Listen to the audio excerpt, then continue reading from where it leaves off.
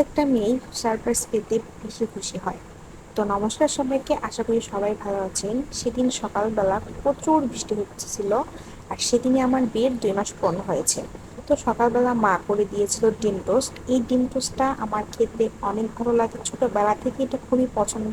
যখন ছোট ছিলাম তখন মা স্কুলে এই টিফিনটা তো করিয়ে দিত, আর এটা দিলে আর কোনো কিছুই লাগতো না, আর অনেক খুশি হয়ে যেতাম।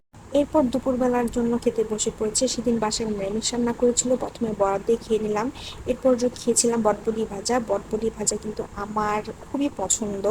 আর এরপরে করেছিল, এটা হচ্ছে পাতাকপি ঘন্ট। এটাও কিন্তু নিরামিষভাবে রান্না করেছিল, তবে এটা এত টেস্টি হয়েছিল সেই দিন।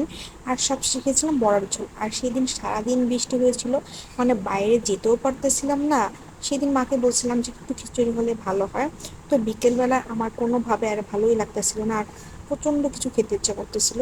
তো কি খাবো কি খাবো বলতে বলতে 100 টাকা নিয়ে বের হয়েছিলাম, দেখি কি পাওয়া যায়। আর আমার খুবই সিঙ্গারা সমোসা এগুলো খেতে ইচ্ছে করতেছিল, তবে এই বৃষ্টির মধ্যে এগুলো পাচ্ছিলাম না।